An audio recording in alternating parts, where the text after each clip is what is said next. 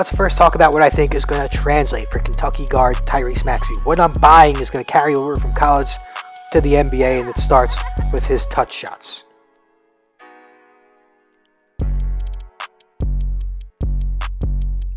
Maxey shot 39% on his runners and floaters. Has really soft touch on his one-handers. Off 1 foot, off 2 feet, he's got the footwork to kind of avoid defenders and slow down. You can't be too sped up on these shots.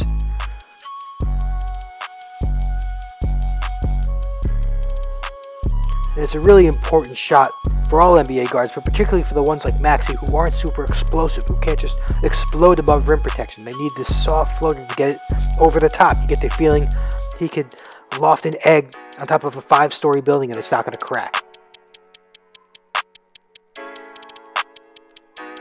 He can get it off from all different angles, over his shoulder, from the left wing, from the right wing, right foot, left foot.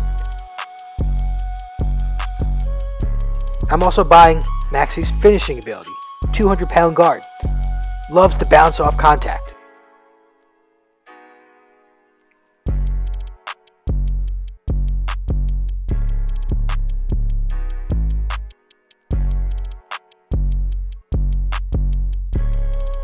Has a really good feel for what angle to take. And he can make those mid-air adjustments. Start on one side of the rim, get to the other side of the rim.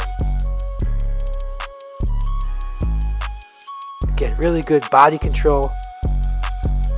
Contact doesn't bother him. Nice change of direction. Uses that left hand really well. And though not super explosive, he's so fluid in the air.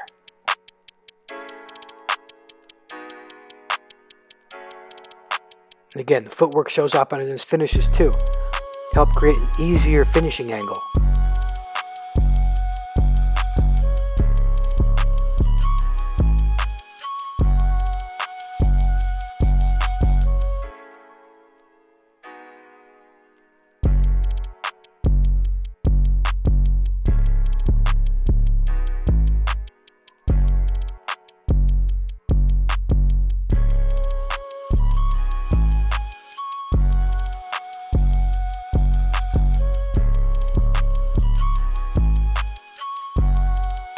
Despite not being known for athleticism, Maxey ranked in the 84th percentile in transition. Now here's what I'm willing to bet on with Maxey. Something that he wasn't super proficient at Kentucky, but he's capable, and I'm willing to bet on his ability to improve, and that's his shooting. Looks really good shooting in rhythm. I know the numbers weren't great, 29% from downtown this year, but when he could set his feet and he could step into his shot, he's a confident shot maker with NBA range.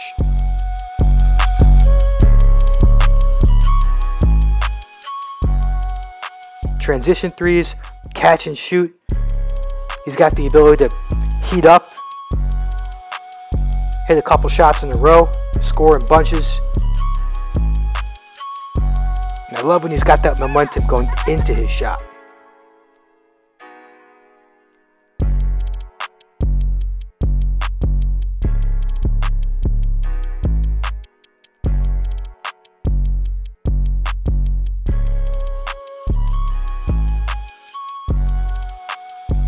Shows nice shot preparation with his little hop step, his 1-2.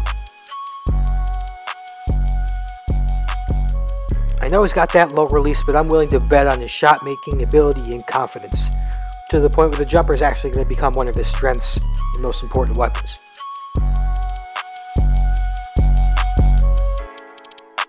I'm also willing to bet on his dribble jumper game, shooting off the bounce.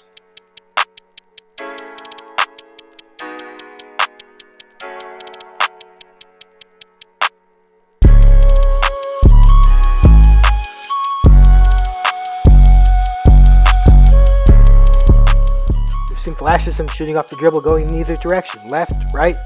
He's got some specialty shot making ability to his game. And though I don't really expect him to be Donovan Mitchell right off the bat, I think it's worth betting on Maxey building on this aspect of his game, shooting off the dribble in multiple directions from different angles. That's what really could propel him to a next level of score.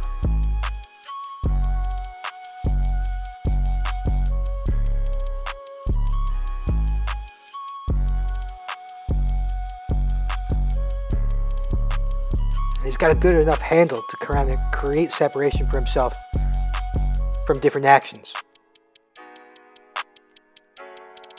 moving in different directions, getting to different spots on the floor and letting it go. I'm also willing to bet on his secondary playmaking ability. He's not a point guard. He's not somebody you can run offense through, at least for long stretches. But he's a good enough passer where he can make the right reads when he's working off the dribble.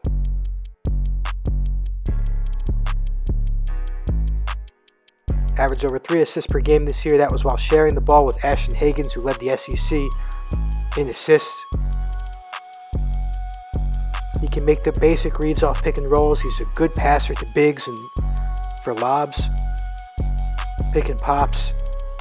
Nothing fancy, but he can get the job done.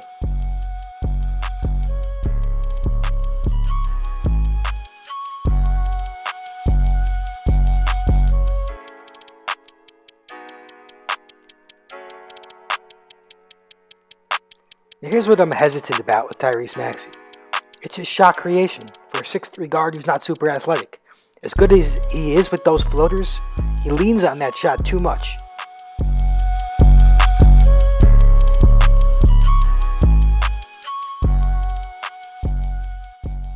Will he be able to separate against NBA 2 guards because he's not going to be a primary point guard?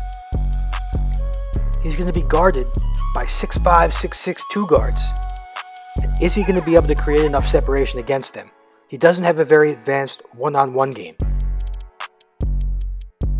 And I worry a little bit for a guy who's going to make his money by scoring that he's just not advanced enough at creating his own shot.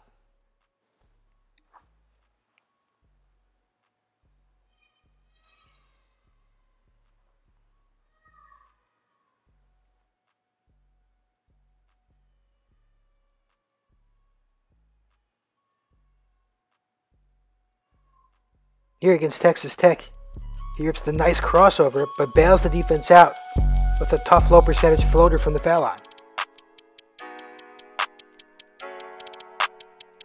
He's got the pull-up game, but he doesn't use it enough. He really prefers going off 1 foot, and it's just a tougher shot, and it makes him vulnerable to charges.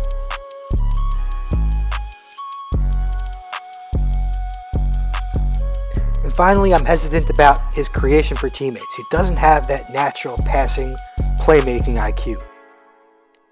For a 6'3" guard, you wish he was a little bit more advanced in terms of his pick and roll game, making passing reads.